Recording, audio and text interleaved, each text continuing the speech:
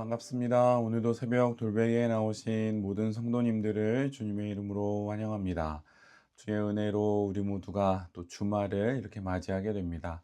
오늘도 주 안에서 잘 쉬면서 또 올해의 마지막 예배인 또 주일 예배를 잘 준비하는 우리 모두가 되면 좋겠습니다.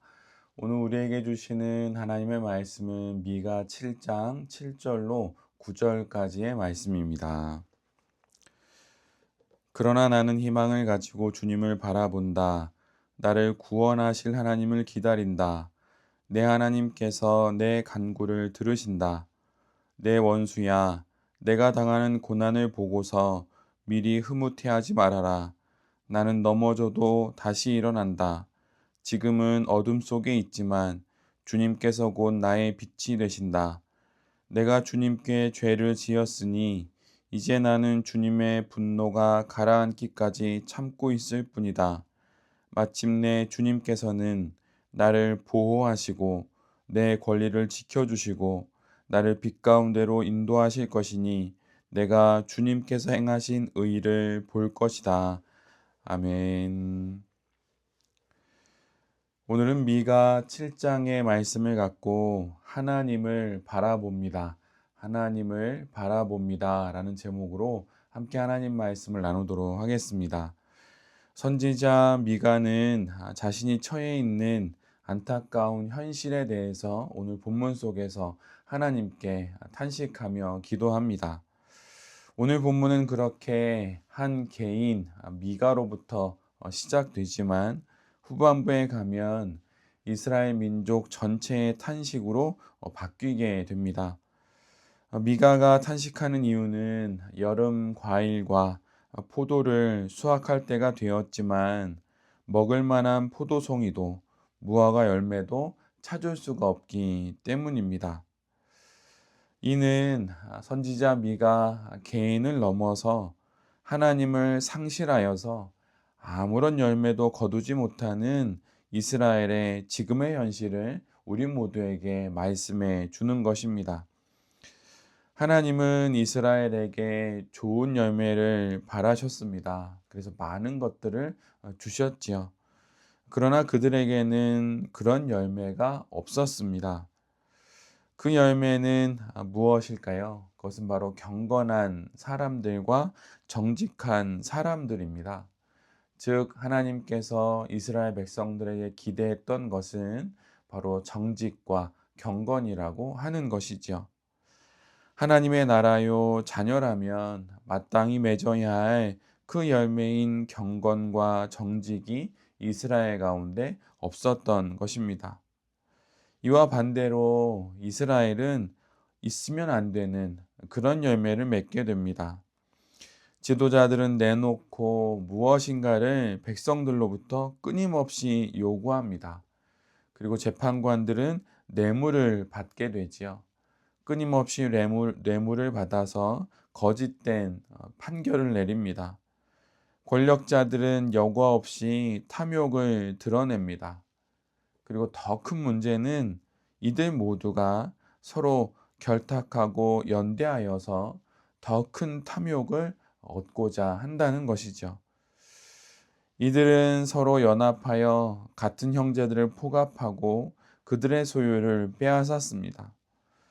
이제 이스라엘은 선한 것이라고는 하나도 기대할 수 없는 그런 나라가 되어 버립니다.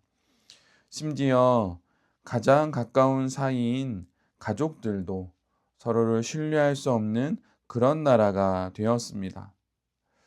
지금보다 더 당시의 이스라엘 문화는 가족 중심의 문화였는데 이러한 것을 고려한다면 가장 기본적인 사회의 신뢰의 단위인 가정에서의 신뢰가 무너졌다는 것은 결국 이스라엘의 모든 신뢰가 철저히 무너졌음을 우리 모두에게 말해줍니다. 이 모든 것의 원인이 무엇입니까? 바로 하나님을 상실한 것입니다. 하나님을 상실한다는 것은 신앙의 영역에 국한하여서 그 결과가 나타나지 않습니다. 하나님을 상실하는 것은 한 영혼의 삶 전체에 영향을 끼칩니다. 그리고 약속과 신뢰를 기반으로 세워져야 할 사회에는 악이 창궐하게 되고 단란해야 할 가정은 불화하게 됩니다.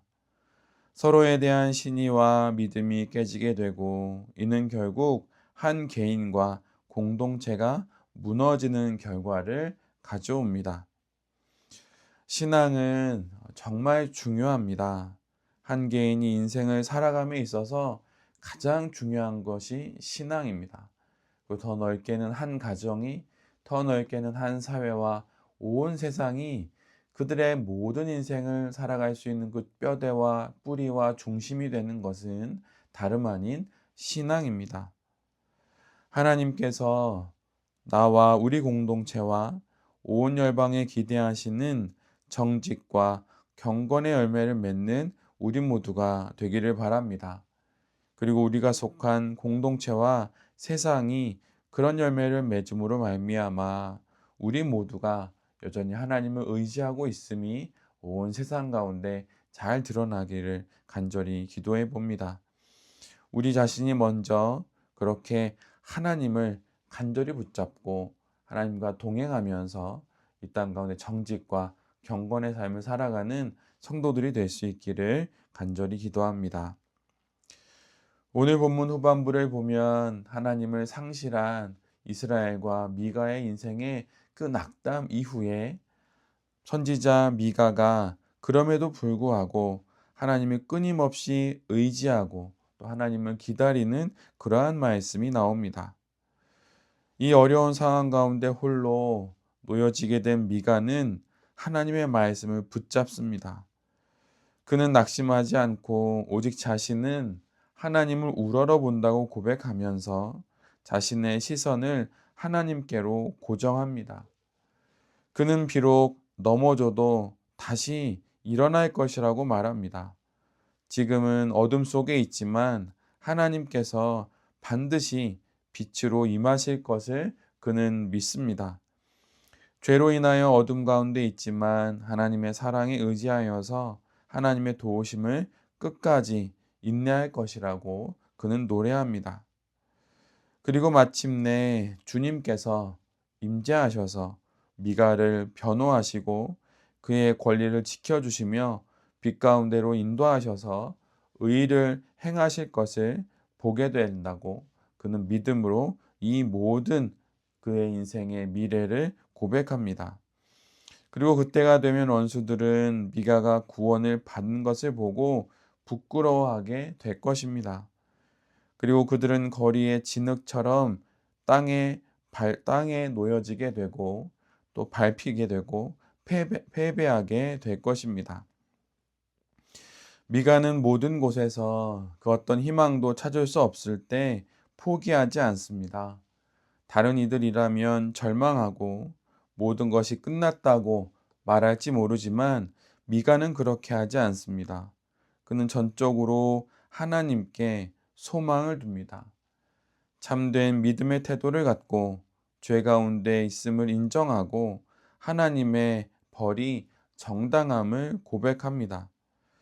그러나 동시에 그는 하나님의 공의로우심이 결국 회복의 결과를 가져오게 될 것을 믿습니다. 이스라엘을 향한 하나님의 궁극적인 마음과 뜻이 회복에 있음을 그는 믿음의 눈으로 보게 된 것입니다. 그래서 그는 모든 것을 참고 모든 것을 인내하기로 결심합니다.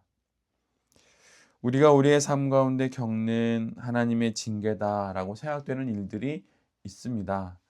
그렇다면 그 징계는 무엇일까요? 징계는 바로 하나님의 손안에서 이루어지는 회복의 과정입니다.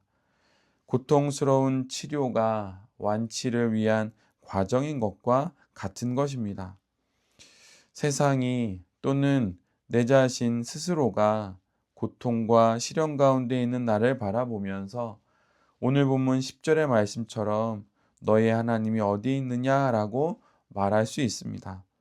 그러나 그렇게 말했던 세상과 과거의 나로 수치를 당하게 하실 그 하나님을 기대하면서 이 땅의 삶을 소망을 갖고 살아가는 우리 모두가 될 수 있기를 간절히 바랍니다. 절망과 무너진 현실 속에서 영혼의 눈을 들어 하나님을 바라봐야 합니다. 하나님 없는 세상은 원래 그런 곳이고 하나님을 의지하지 않는 내 인생은 원래 그럴 수밖에 없습니다. 그런 세상과 내 자신을 볼 것이 아니라 하나님을 바라보십시오. 어려움 가운데 하나님을 잠잠히 바라보며 끝까지 기다리십시오. 반드시 하나님께서 우리 모두를 회복시켜 주실 것입니다. 내일은 올해의 마지막 예배를 드리는 주일입니다.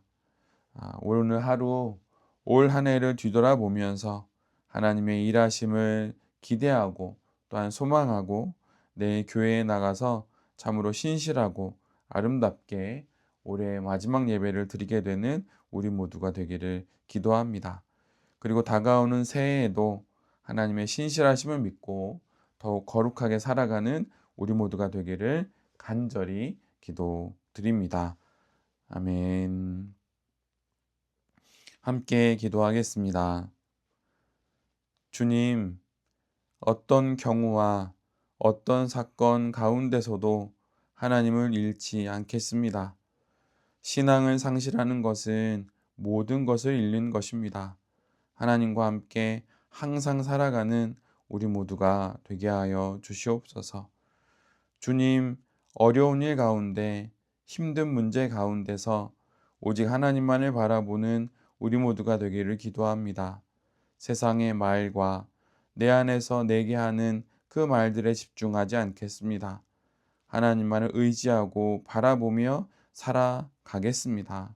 주님, 인도하여 주시옵소서. 내일은 2025년의 마지막 주일입니다.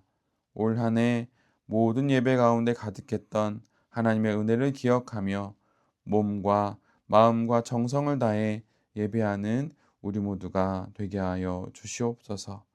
이 모든 말씀 예수 그리스도의 이름으로 기도드립니다. 아멘.